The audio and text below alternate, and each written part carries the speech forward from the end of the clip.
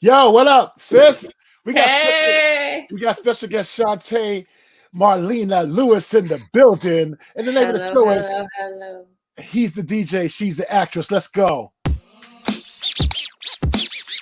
DJ John Quick, Bobby Baker, DJ John Quick, Bobby Baker. He's the DJ, she's the actress. He's the DJ, she's the actress. He's the DJ, she's the actress. Actress.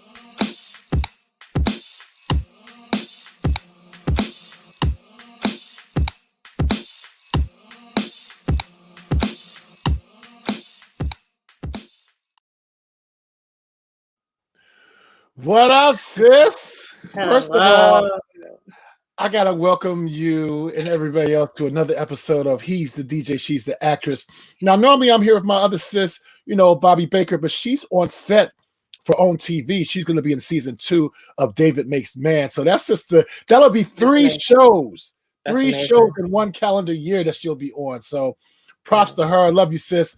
But Good right for now, I her. got my other sis, one of my oldest New York friends, and although she's on the West Coast, I love her to death. But you know what? Shantae used to come to a lot of my events, and y'all may have seen her, y'all may not have, but I guarantee you saw her on this. Everyone's eating tacos outside Bill's office. Do you think that's some information I would like to know? I like tacos. You invited Eric? I thought Eric gave you the creeps.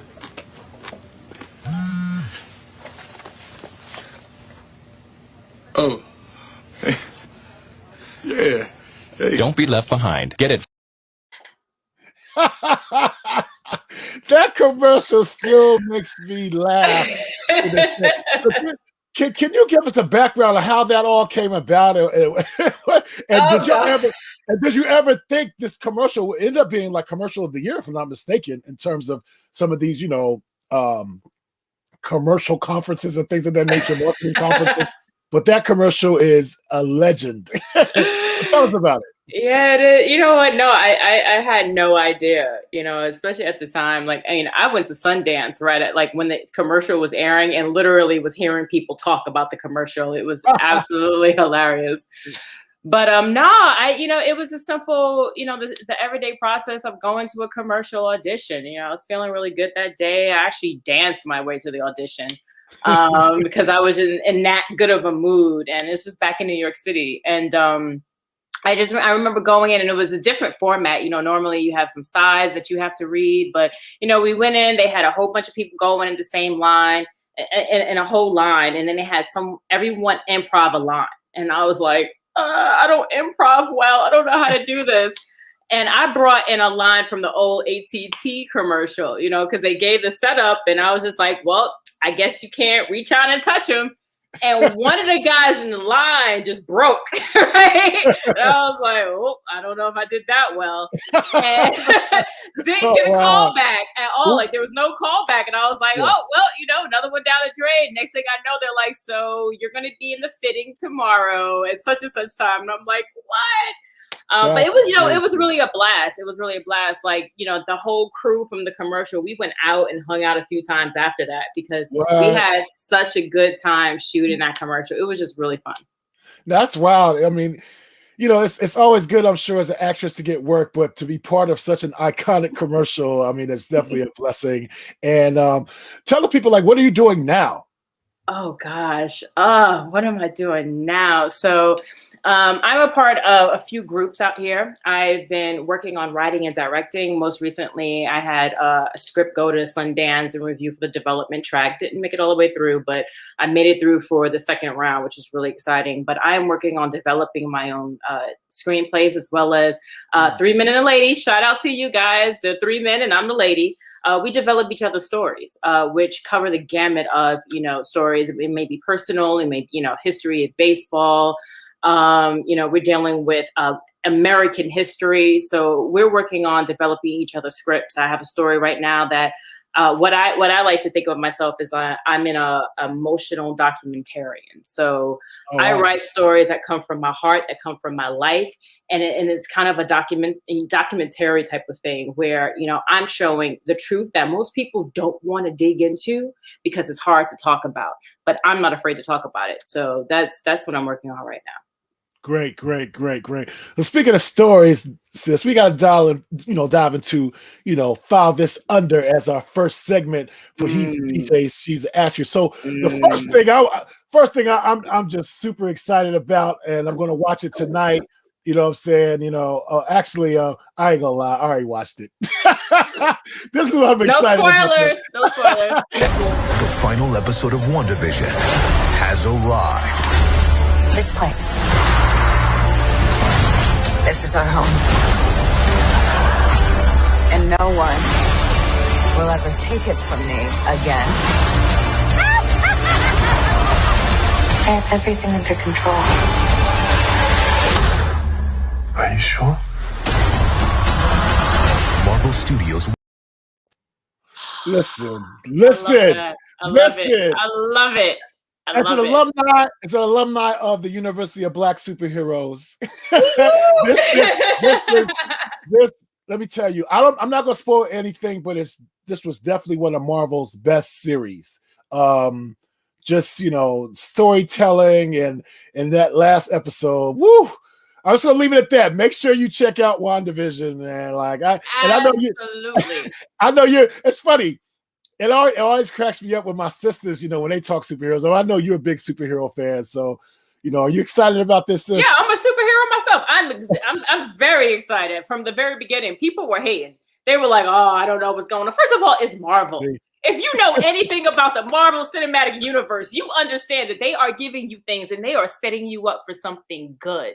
And this is speaking to, this woman needs closure. Okay. She's had a lot. She's lost her parents. She lost her brother. She lost a love of her life. And she is going through it. And I know we've all been there. And what's good about Marvel is they give you these gems and these jewels, but they're entertaining you at the same time. It is candy for my soul. I love it. But no spoilers, please. And like you said, and being I'm from the clinical background, with the whole social work thing, it was really interesting to see how they built the story up. Now I go front, I hated the first 2 episodes, but I stuck around because, like you said, you knew they were setting you up for something. Yes. And I'm so glad I stayed for the payoff. And it's definitely an amazing show. Definitely one of the top Marvel TV series that I've ever seen. I still have Daredevil at number 1, but this was definitely something to behold. And can we talk about micro origin stories of Agatha Christie? Agatha, what's her name? Harkness and Monica Rambeau. I mean, come on. We got to shout out. First of all, let's keep it 100. Tay Paris stole the show. Overall, she needs her own spinoff as Spectrum, or whether it's Captain Marvel. She just did that thing. So super proud of her. My co-host Bobby actually went to school with her at Juilliard. All right, that's good. And she said, like, Tay was always that chick. She was always that chick. So big up to her, man. But anyway, along with WandaVision, we had Coming to America Part 2. Now I saw it. I ain't gonna front. I was like, okay, it made me chuckle a few times, but I guess it had some big shoes to fill, so I'm not mad at it.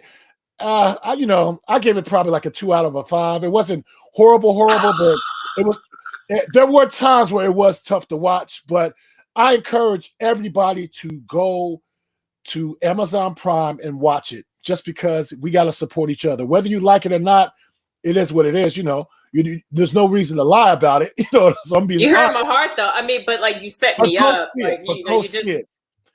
Oh, I'm definitely seeing it. I'm definitely seeing it. And some great cameos. Oh my God, some great cameos. That's all I'll leave. I'll leave that on that. Regardless of what you feel about how it was executed, I love Yeah. the fact that Eddie Murphy has been a GOAT in his own right forever. He has brought people onto the scene. He has done that. He brings people together, and I respect his craft. I respect his art. Whether it comes to comedy or drama, to me, he's always at the top. So I'm gonna support regardless. Absolutely. And I encourage everyone to support regardless, because this is just an opinion. That doesn't mean you won't enjoy it. That doesn't mean your family won't enjoy it. So please go support, because I'm like Issa Rae. I'm rooting for everybody Black, and and he's been around for a while, giving us jobs and things of that nature. So so go Eddie, props to him, and props to the whole Amazon Prime family. But let's move on to this next story, because this dude is the epitome of a winner.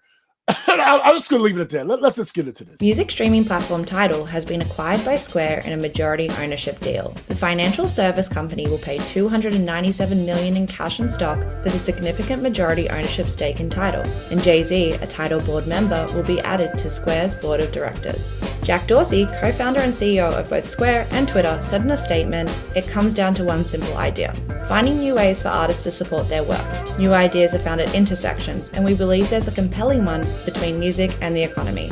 I knew Tidal was something special as soon as I experienced it, and will continue to be the best home for music, musicians, and culture." Jay-Z, in his first tweet in over 2 years, commented, "I said from the beginning that Tidal was more than just streaming music, and 6 years later, it has remained a platform that supports artists at every point in their career. Artists deserve better tools to assist them in their creative journey. Jack and I have had many discussions about Tidal's endless possibilities that have made me even more inspired about its future." So listen. Remember that line he said, something about I'm not a business, I'm a businessman, or something to that effect. Like he is really living that life. Absolutely. Absolutely. Like he's literally his own economy at this point. And I just love his business acumen, and I'm sure he's inspiring a whole generation of young Black entrepreneurs. And big up to Jay-Z from learning, even though he's still in my estimation, he's still a very relevant rapper. And in my mind, he's the GOAT. Yeah. But he's also pivoting and adding other things to his repertoire. So big up to Jay-Z for that, sis. What you think? Well, of course, adding things to his repertoire. What's that book, 48 Laws of Power? What's the 48th power? Assume formlessness. I mean, you don't just stop with one thing. You keep going. And he's showing that. And I think it's absolutely amazing. I'm looking to see what he's doing next, because I don't focus on what someone's doing right now, because what we're seeing right now has already been done. Yeah. Where is he going from here? That's what I want to know. Yeah. He always has a surprise up his sleeve. And I ain't gonna front, I'm still looking for more music from him, because he's dope. Like the record he has out now with Nipsey Russell, from the Judas, Black Judas and the Messiah, and the Black Messiah. Yo, crazy. Dude still got it. Over 50 years old. Who knew? well, let's hear that track from you. I want to hear a version of that track. No, I don't have it available right now, but all you gotta do is Google it. Matter of fact, better yet, just go stream it. It's a dope track, man. It's Nipsey and Jay. It's from the that movie. Like I said, Judas and the Black Messiah. Bananas. But anyway, this next story, my man Shaq, he's something else. Now, let's go to the film. Cody's got to somehow get Shaq frustrated. That may not do it, or maybe it will. Shaq turns the tables. Oh, God! The size of that hand across Cody's chest was absolutely shattering. Interrupted the count. Ooh, big swing and a miss, and Cody with the poke in the eyes. Now Cody on the top. Oh my God in heaven! Good God Almighty! The tables are everywhere. People are shattered. It's incredible. Oh, that table. Yo, I felt that table soul leave. Let's have a moment of silence for that table. Because that table did not deserve that. Yeah, did not deserve that. Yeah. It's funny because it's pretty much well known. Wrestling is fake and everything. And I didn't even show y'all the clip where they put them in the ambulance, and then we see him on TNT last night like nothing happened. But again, the table is the loser in all of this. That's a big dude. Like I remember, you know, and big up to my frat brother Shaq. But I remember, no lie, I went to this party that he was hosting in Philly. You know, back when he was still playing and everything. The same dude who gave me my Omega brand gave Shaq his Omega brand. So he was like, yo, come on down, it's gonna be lit, whatever. So I'd never forget this. Walking into the party, there's just a sea of people, over 1,000 people dancing. It was crazy. And then it looked like somebody was in the middle of the party standing on a ladder. and it was him just standing regular. He is a huge human being. Wow. So for all that force to hit that table, sis. Yeah. Rest in peace, sir. Well, it's resting in pieces, but yeah. Exactly. So listen, you know, we've just been talking about these stories. We're supposed to be filing them under. So I'm gonna file this story under damn, son. I'm with you on that because that was a lot. Yeah, he's not old, but he's not a young grasshopper. So no. I give it to him because my bones shook. yeah. Oh my God. Absolutely. I saw that. Yeah, absolutely. So let's get to this final story before we get to our special guest, one of our special guests. Dude's name is Herschel Walker. For those who don't know, he was a former professional football player, a former Heisman Trophy winner, actually, in college. But he is not, you know how they say not all skin folk or kinfolk or whatever. Well, he's one of those. Okay. Chairman and ranking members, I thank you for this opportunity to speak on reparation, which has been spoken about many times over my lifetime. But over the past year, it's become a hot topic. I asked the question, why? There's been many surveys show that a large percentage of Black and white teens would say racism is better today than yesterday. We use Black power to create white guilt. My approach is biblical. How can I ask my Heavenly Father to forgive me if I can't forgive my brother? I never want to put anyone's religion down, but my religion teaches togetherness. Reparation teaches separation. Slavery ended over 130 years ago. I'm gonna let you start on this one. Oh, you gonna put me on the hot seat? I'm gonna let you start on this. Because I got some things to say. You know, there's a lot. Honestly, there's a lot to unpack in that statement. And to be fair, I don't really think this is fair to even discuss in a soundbite because it is something that requires thorough discussion. All skin folk aren't kinfolk, but the reality is we do exist in a diverse spectrum of opinions.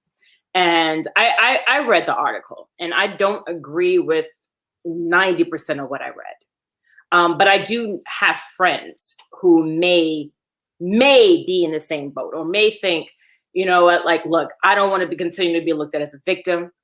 I don't want to be treated that way. And if I take this route, that's how I'm going to be viewed. There are definitely people who are successful as Americans. I do agree that we should not consider ourselves a subclass. I remember when African-American became the thing. Like, I remember that explicitly happening. So I do think there's a lot of things. And so we are American. And he said, well, I don't want to be African-American. I want to be American. We are American. I think there are a lot of conversations that need to be had.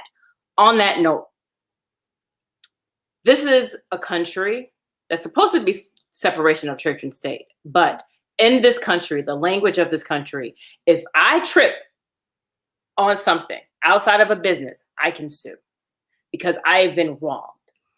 There's just a simple thing of acknowledging what has been done and seeking to at least repay for any harms that have been done. Now, that is biblical. We're not talking about what someone personally believes because not everybody in this country is Christian. But what we should say is how this country speaks is in terms of money. Mm-hmm. And if we want to start a conversation, let's start there. Let's start with, you know what? We're gonna make sure that we are going to even the playing field in the way of we're going to stop getting in the way of a lot of things. There are socioeconomic injustices that happen daily. If they want to know who's going to pay for it, it is a non-starter to say, oh, there shouldn't be reparations because we don't know who should pay for it and how do we define Black. What we should do is then, if we're not sure how to do that, creative people come together and use that as a platform to figure out how we're going to address it. Just to say, well, because we don't know who's going to pay for it and we don't know how to define people who are Black, so we shouldn't do it. That's a cop-out and that's lazy. Yeah. For time's sake, I'm going to try to keep this as brief as possible. First off, this country was built upon stolen property, Black people, and the backs of Black people.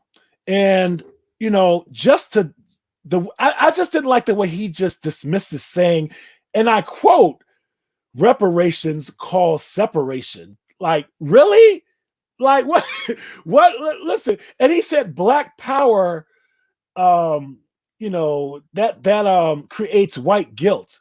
Okay, and so listen, you cannot deny what happened. You can't change history. It is what it is. It did happen.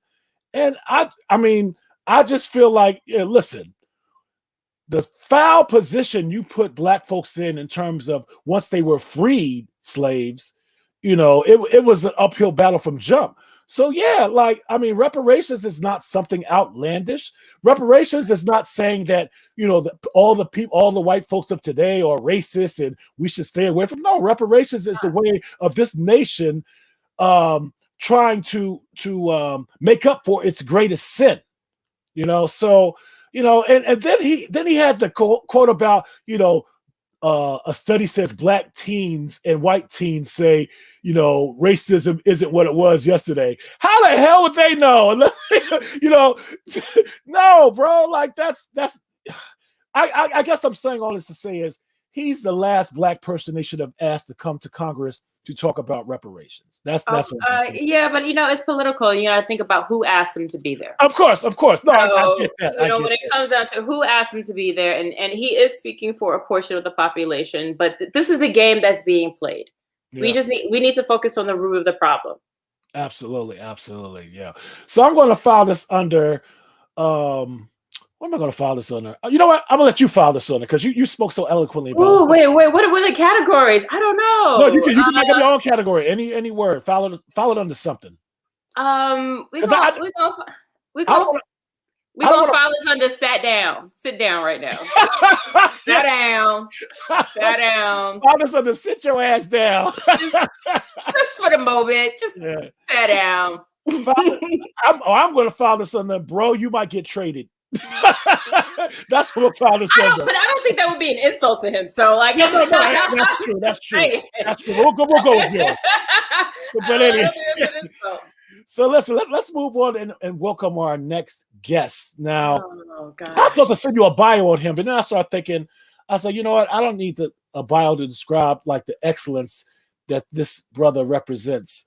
We met by pure accident. I had my birthday party in LA about 3 years, or maybe 3 or 4 years ago, and he was DJing at the Room in Hollywood for Monica. You know, everybody knows Monica. She does the what is it called? Sweet cherry something. What is it? Cherry poppin' Thursdays. Cherry poppin' Wednesdays. That's what it is. Wednesdays. Yeah. Cherry poppin'. So he was spinning. He was definitely doing his thing. We just started talking. We knew a lot of the same people, and you know, we've been fast friends ever since. So, nice.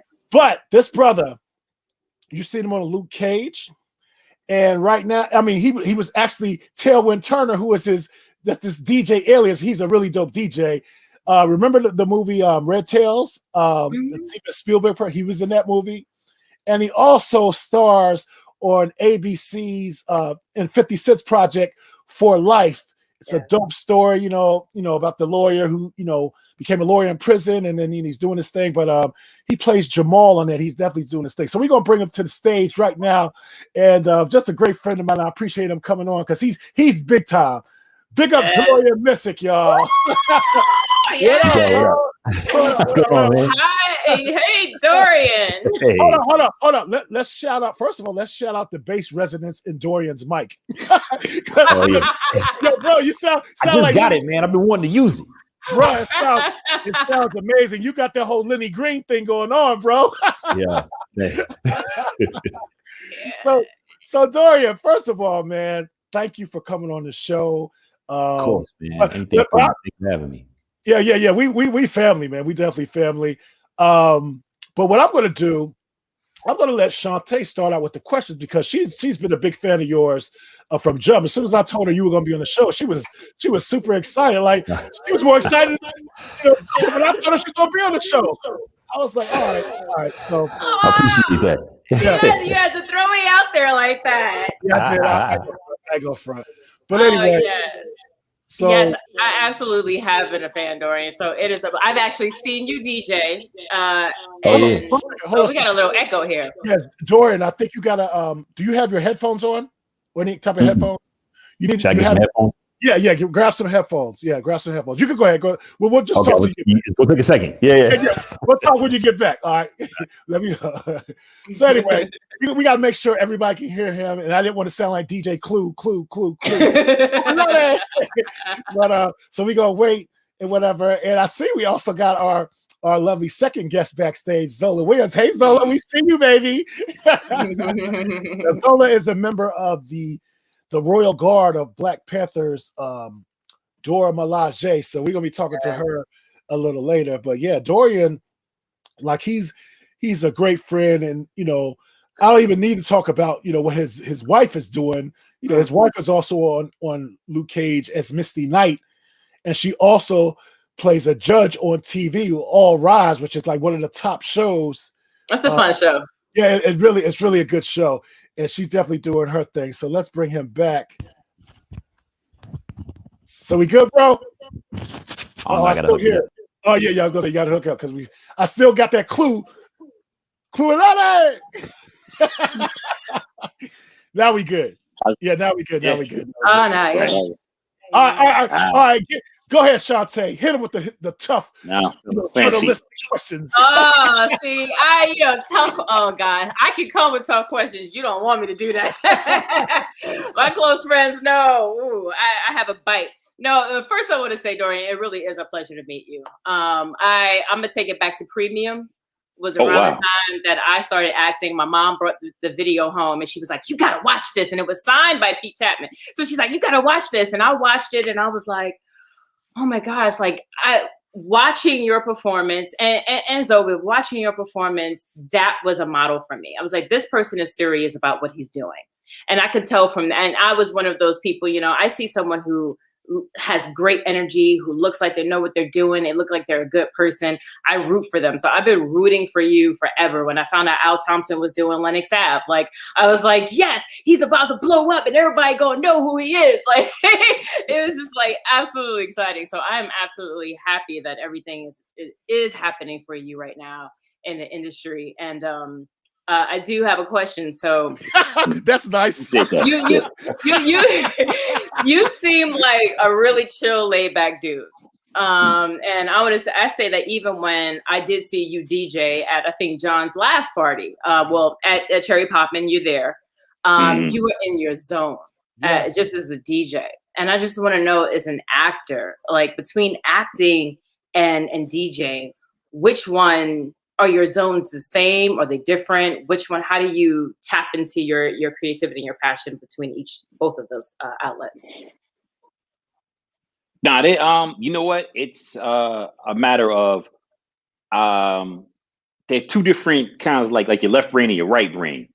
So it's two different sides of it. I mean, it's all storytelling to me. So it's DJing and storytelling with the music. You kind of control the audience and you can get your feelings out. Like, this is what I'm feeling tonight. And you can kind of share with people in a certain way, and acting allows you to do the same thing. So it's similar vibes, but I feel a little more in control when it comes to the DJing. So that kind of feeds the mad scientist aspect of me, because you can really control the room with the music, man. I love that. That's like a great feeling. I know John knows all about it. Absolutely, Yeah. brother. Absolutely. Okay. My brother. So first of all, I'm super proud of you, especially with this role as Jamal. Tell us about Jamal and what are the similarities between Jamal and real life Dorian? Well, you know, Jamal is Aaron's best friend and his confidant. Kind of showed him the ropes when he first got to prison, and they just been homies ever since.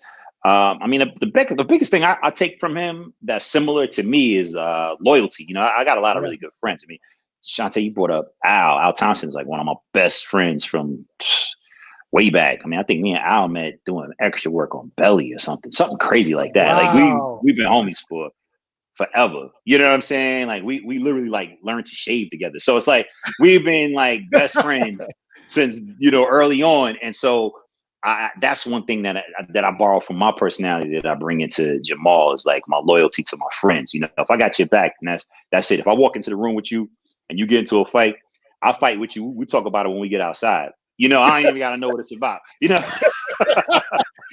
I'm that dude. Awesome. And Jamal is too, as we've seen. That's awesome. Absolutely. You want to jump in here, Shantae? Yeah, as so you're now on For Life that we talked about, and I just want to say, especially in the first season when I don't want to give spoilers, but we are in the second season, towards the end of the second season. Yeah. I was in tears, absolutely in tears, and I'm an honest person. When I first started For Life, I was like, yeah, I'm good, but I decided to give it a shot. Because especially when I know that there are people in it that I like to look at, which you are one of those people I like to follow.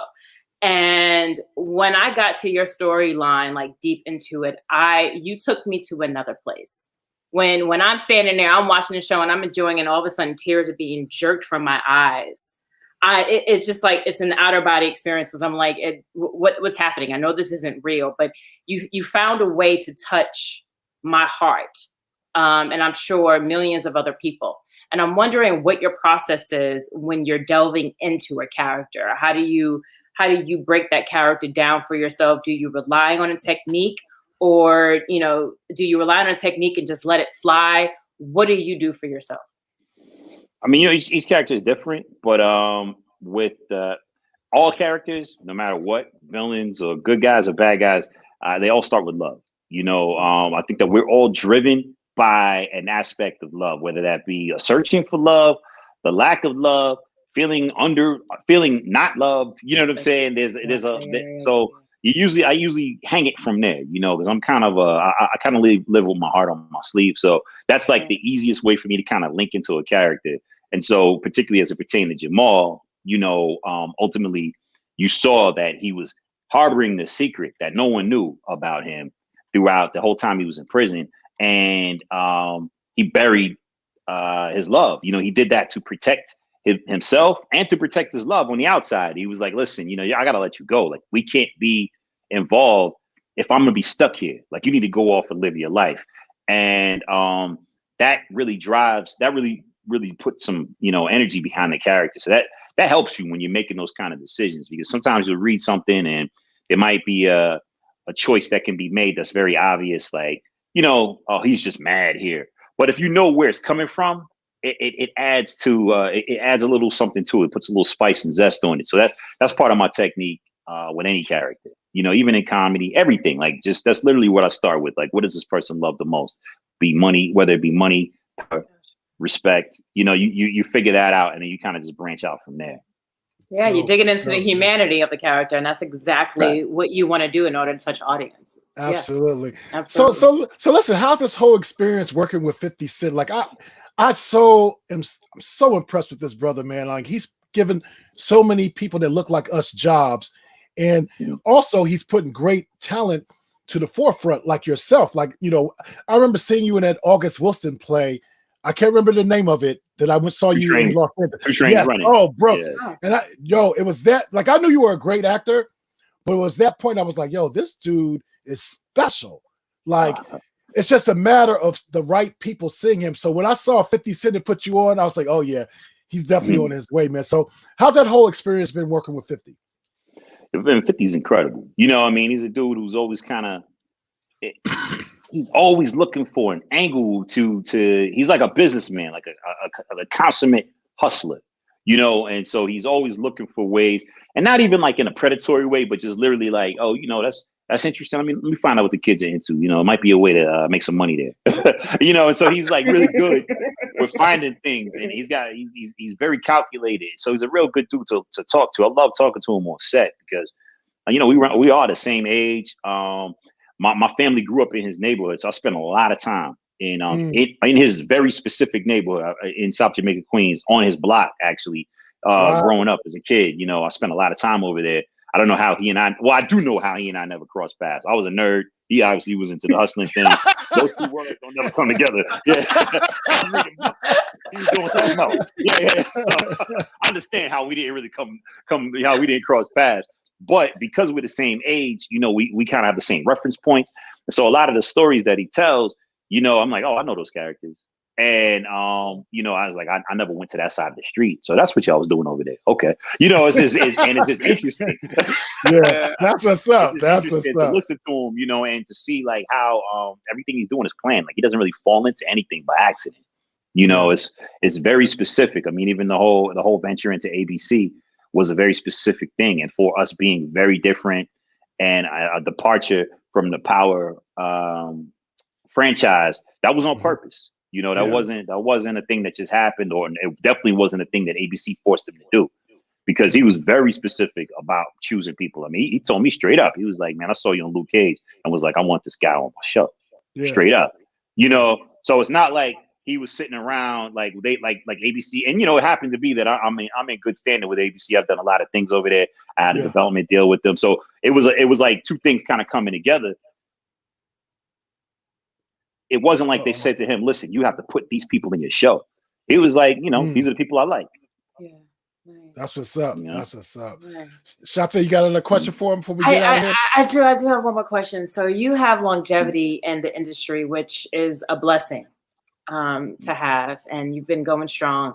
And you was talking about love. I would love to know if there's something a story or even a character that you would love to throw your weight behind, whether you tell the story in the producer capacity, whether you're starring in it, or there's just something that you would like to put your heart into for the world to see. There's two things actually. One I'm actually doing, and another one I would love to do. The one I would love to do is Richard Pryor. He's a big reason for me being an artist. He reminded me of all the men in my family, in a lot of ways. And I was really just like, I couldn't believe that somebody like him was famous, and he is a genius. And so I would love to be a part of telling his story. I think that's, he's got a really incredible story. Once again, really driven by love and pain. And those are always the best stories to tell. Another story that I'm in the process of developing right now at A&E. I think I can say it because we did close the deal. So at A&E, but it's for this. It's based on this. It's the life of this band called The Edge of Daybreak, and they were a band of brothers that were in prison in the early '80s, late '70s, early '80s in Virginia, and they were a band in prison, recorded an album in prison. Wow! And the album came out, and it charted. What? Yeah. So, and it's some good music, some soul music, and it's raw. They did it all in one take. It's raw. That's crazy. That's amazing. Each one of the band members has some very specific stories about how they ended up there. A few of them were over penalized, and some of them were there for good reason. And it just the fact that these brothers came together and were able to kind of overcome all of this. And make this album and make this beautiful music, man. It's a story that I can't wait to share with the world, and we'll be sharing very soon. Can't wait to see it. That's dope, man. I love Black stories and when Black folks tell our Black stories. And speaking of stories, I just think it's a beautiful story that you and your wife are rocking prime time television at the same time. Yes. For those of you who don't know, power couple. That's right. His wife. And there she go. His wife plays a judge on TV, and she also played a fellow superhero. You know what I'm saying on Luke Cage as Misty Knight, and I'm just cool people, both of y'all, man. I love you guys to death, but I want to know, like, what are the challenges of being so, being on two major like TV shows at the same time as a married couple. Like, wow. Yeah, man. The only challenge, really, and it's the biggest challenge. It's the one challenge, and the biggest challenge is that her show shoots in LA, my show shoots in New York. I hate that. Yeah. That's it. I live on the plane. I mean, you probably know, John. There's been sometimes you be like, "Yo, let's get up." I'm like, "Nah, man. Friday night, I'm out. Like, I leave every Friday night. I'm on the plane to LA until I have to come back to New York to go back to work. Sometimes I will land Monday morning and go to work Monday afternoon. Wow. I do it every weekend, so that's like the only thing that's like not the greatest, but at the same time, you know what I'm back in LA right now and I'm working on another show during my hiatus. And even with the schedule, like she's still doing her show. And if I have to go to work and she has to go to work, we don't really see each other that much until the weekend comes anyway. So I don't feel that different. So that's really one of the biggest issues is just getting time to be with each other. That's like it. But other than that, man, it's excellent. I mean, network TV, exactly. they're not known for paying badly. So let's talk about it. So listen, bro. Yeah, bro. We proud of you, man. Like you are winning. You and Simone are winning. Y'all making us so proud. The definition of Black excellence. And speaking of Black excellence, just want to let people know, me and Dorian, we gonna be rocking out tomorrow night. We have what's going to be a monthly residence for us virtually for right now. At some point, bro, we definitely going to work on making this like live, once everything clears up. But it's our 80s, 90s virtual pajama party. It's the Pisces edition, the March Babies edition. So do us a favor, reach out to us on our social media. Matter of fact, speaking of that, Dorian, give them your social media, whatever, so they know how to reach you. Oh, I'm easy, man. I'm on Instagram. You can just find me at Dorian Mystic. That's it. Some of my DJ stuff I do on DJ Tailwind Turner, but I haven't really, I double up. So you'll find me at Dorian Mystic really easy. No doubt. Yeah. But so we gonna rock out y'all tomorrow night, 10 p.m. Eastern time. So make sure reach out to me, DM me, whatever you gotta do. Email me if you want the link. It's a free party, and it's all about the vibe. Like the last one we did, man. I ain't gonna front, Dorian. You went to an R&B zone that's the first time I heard you go like that, bro. I was like, I was getting texts after that party, like, yo, I didn't know he could DJ like that. I was like, you ain't know. You know how we met, man. Absolutely. I'm a resident kid. That's me and Tendaji. We that was. Since day one, man, it's all about that classic soul, man. So, absolutely, man. So we gonna have fun, man. But again, man, thanks for coming on, bro. And we gonna holler at you later, man. Y'all continue to support this good brother. Yeah, no doubt, brother. I'll holler at you later, bro. Yo, that was fun.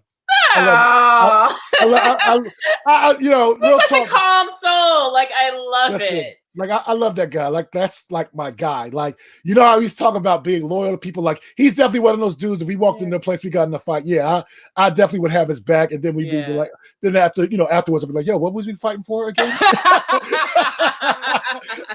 So listen, seems like just a cool guy. That's amazing. So listen, before we bring our other like esteemed guests, there's a segment that we do on here called, what's on your mind, bro? What's on your mind, sis? So I'm gonna ask you first. What's on your mind, sis? Oh gosh, you that's like going into Pandora's box. What's on my mind? Well, first I want to give a shout out. I forgot to tell Dorian that Khalid Harrison said hello. So I want to throw that out there. Personally, what's on my mind is my friend Lex isn't doing so well. So I just kind of want to send her some love. And to that note, I just want to say that, nothing in life is promised. Things are up, things are down, and we got to ride the waves as best that we can. And for everyone to do their best to reach out and support people who need it, but to also to practice self-care and self-love, because that has been so often, I think, missed in our own community. Because I'm personally a doer, and I'm always going, and there's something to just taking a moment, take a step back, and reflecting and just allowing yourself to root and plant, and there's seasons, and to be watered when it's the season, but also complementary. It's not even a contradictory. Complementary to that is, in self-care, is not putting the fate of your life and your future or your career into someone else's hands and expecting them to build it. If there's something for your life, there's a dream that you have, go after it. Let people help you, work with people, and be available and be accessible to your own dreams. That's dope. That's dope, sis. So what's on my mind? What's on my mind is International Women's History Month. And the reason I say that is because, I wouldn't be here today doing the things that I do, in terms of the DJing and, producing events. And I wear a few hats, podcast producing. If it wasn't for strong Black women, coming from my mom, who, my dad was a hustler. So he actually used to work 2 and 3 jobs. So I didn't see him a lot sometimes at points in my youth. But it was my mom, even though my dad was an All-American baseball player who got drafted by the Pittsburgh Pirates at one point, it was my mom who taught me how to hit a baseball because she was an all-state softball player. So, from strong Black moms, like I remember being 15 years old, learning how to DJ, but not old enough to drive. And this brother from the local HBCU said, hey, I want you to do this party for the Deltas, or it was the Deltas and the AKAs, one weekend. It was crazy. So I ended up going down there, and my mom drove me down there at 9 o'clock and picked me up at 2 a.m. in the morning, the DJ. So I just want to shout out. So I just want to shout out all the strong Black women who support their brothers, their sons, their husbands, boyfriends, whatever, or just male friends, So happy International Women's Month. And speaking of strong Black sisters, right now I have the pleasure of bringing to He's the DJ, She's the Actress, one of the members of the Royal Guard of Black Panther, the Dora Milaje. Her name is Zola Williams, y'all. She's an actress, dancer, and DJ, aspiring DJ. And we're going to bring her on the show and kick it with her. So let's do this. What up, Zola? Hi. Hey, what's up, beautiful? How you doing? I'm great. How are you? Hello. Hi. Nice to meet you. Nice to meet you, beautiful. Thank you. So listen, I just felt like, being that it was International Women's Month, what stronger image of a woman can we find than what was displayed in terms of, just raw strength and beauty and majesty, like the Dora Milaje in the Black Panther movie. So, I figured I'd have Zola come on. So Zola, my first question to you is, what did being in the Dora Milaje mean to you? What does it mean to you? It means so much to me. I think I've mentioned this to you before, how I didn't really know what I was getting into when I started the project. I didn't know what the Dora would be doing. Would we just be standing there, who we were? Because I'm not a comic book reader.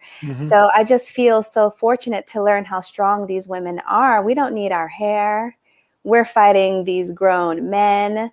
Like we are holding our own and protecting a king. And I just feel so fortunate that I was able to experience anything like this. And it made me, in real life, an actual, I think, stronger person, learning how to be a Dora. Absolutely. Sis, you want to jump in here? Dope. So you are a dancer. Yes. An absolutely amazing one. I've watched some of your videos and a Pilates instructor. As a former dancer myself, I trained at Alvin Ailey. That was 4 lifetimes ago. Amazing. I love that. I want to know, so is the Dora, it sounds actually like a philosophy in life. I feel like this is a reach. I'm going to be honest, this is a reach, but you also are a Pilates instructor. And for me, Pilates instructors are like my mentors that teach me about life, because the core of you is very important. Who you are, the core is what you carry around. That is your strength. And something that I've noticed with a lot of men is that they are often a little wary of Pilates. Either you have those who are like, that's for women, I'm not messing with that. And then there are the men who tried it and they're crying like little babies because they can't handle it. One, can you talk to me what Pilates is for you? And two, can you talk to the men and explain to them how Pilates is good for everybody?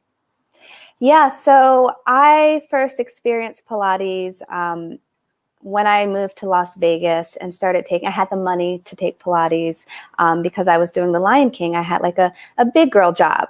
And I learned dancing, I love dancing so much, but it's not great for your body. And many of the things that you do when you're dancing, I mean, your leg's not meant to be up here. Some people's bodies, their legs do it naturally. Mine didn't. I have a certain amount of flexibility and strength, but my leg isn't supposed to be up here, but it's going up there all the time. And I found that Pilates for me, it really helped me work from a different place. So when I did lift my leg all the way up here, I was using more muscles, deeper muscles to help me, protect my little joints. And as for the men, many people, period, don't really know that Joseph Pilates was a man. He's a big, strong man from Germany who created this system of exercises. He created the machines that you see, the ones that look like torture devices. It was a man that created that. And it's so funny to me when men are so, they have an aversion to taking Pilates because it's feminine, which it isn't. It was created by a man for men. And I do find it funny, just like you do, like when they end up taking it, like it's very hard. You're not just working those aesthetic muscles. It's a mind body workout. You have to use your brain and you have to use your body, which you'd be surprised how many people, especially men, don't connect that mind to body. When you're lifting your weights and doing your bicep curls, you don't really have to think that hard. But when you're doing Pilates, it really is a mind-body connection that you need to achieve it. Listen, as a man who took one Pilates session, I have so much respect for y'all. Oh, it's not easy. It is not easy. And I ain't gonna front. I walked in that room and I saw those devices. And I looked at that girl. I was like, "What's going on here, sis?" Yeah, but it's no joke. Yeah. But the reason I took it because I was having issues with my knee, and so I ended up taking like 3 sessions. And after that 3rd session, I was good to go. It was really amazing and definitely an eye-opening experience. Now, what I want to get into, because I am the Black superhero, I want to get back into that whole Black Panther experience, and more importantly, the experience of working with Chadwick Boseman. You told a great story on my radio show. So can you share with the people what that experience was like with working with what at this point, I feel like he's one of the GOATs in terms of acting and actually one of the GOATs in terms of being a human being. Yeah, well, Chadwick is the reason that there's an accent for Black Panther. He decided that everyone's going to have their African accent. From what I learned, and I learned this recently, I was very surprised. They were going to have T'Challa be educated overseas. Like, I don't know if it was Europe or wherever. He was going to be like Western educated. And it was Chadwick that said, no, we are Wakanda. We're smart people. Why would I need to get my education from anywhere else other than here? So I'm keeping my accent. Why would I not have an accent? So that's because of Chadwick.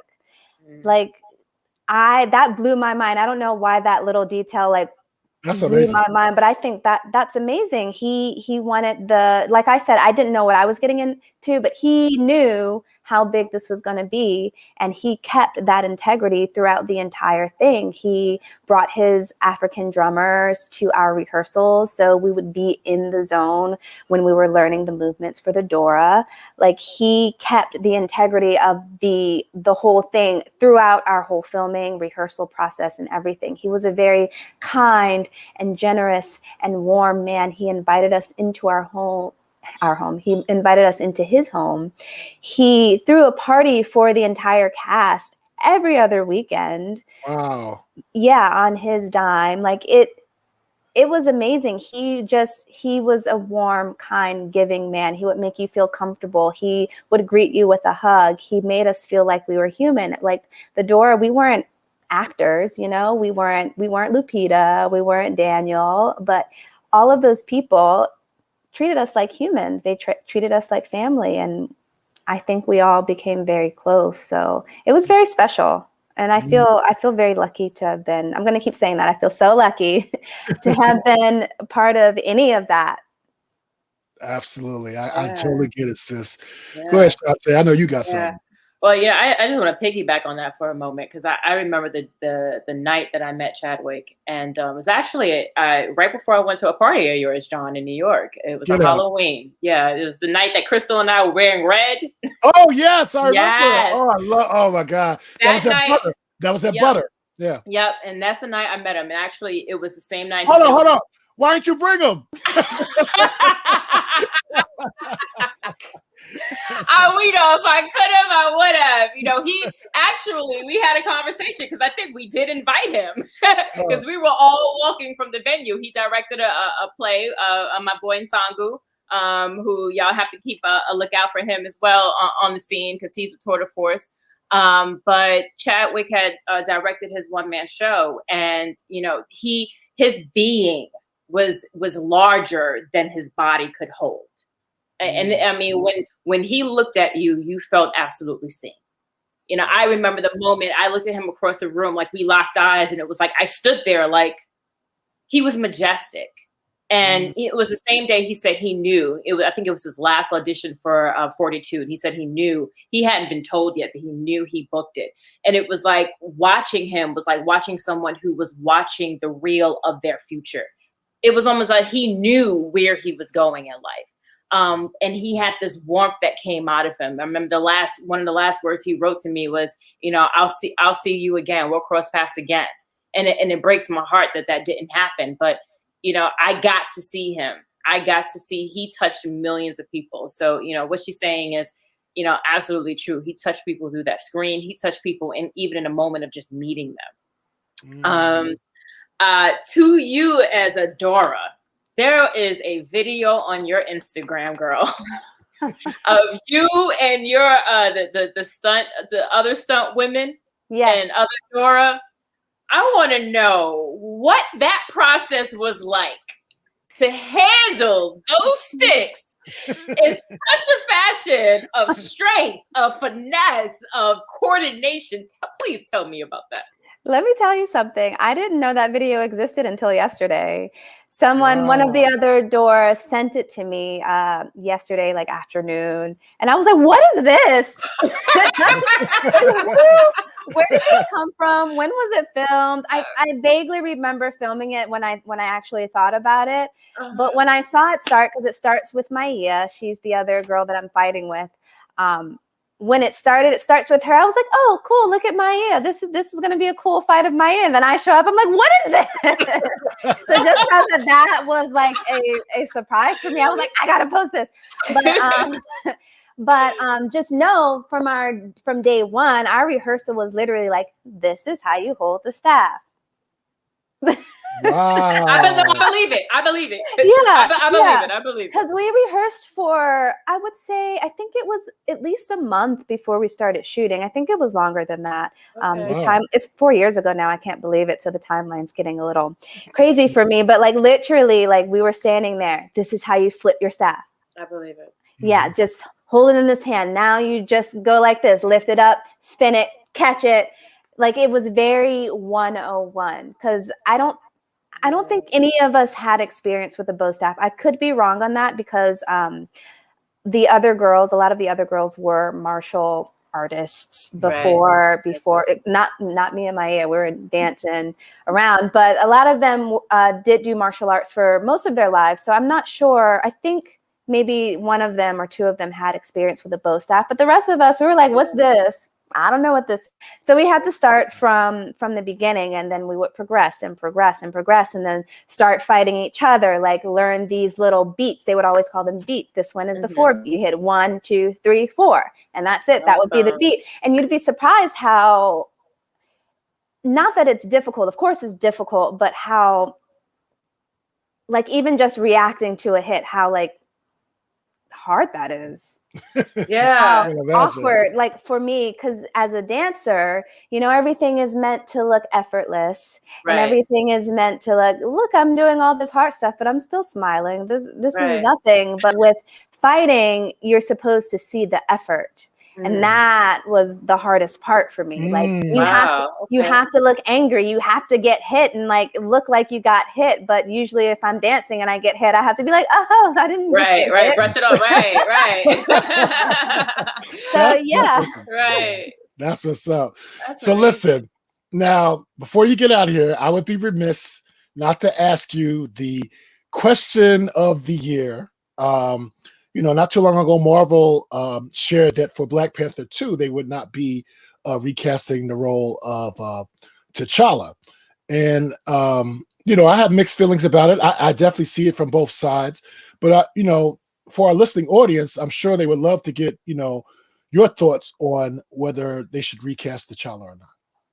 I think they made a good decision with that because I think it's too soon.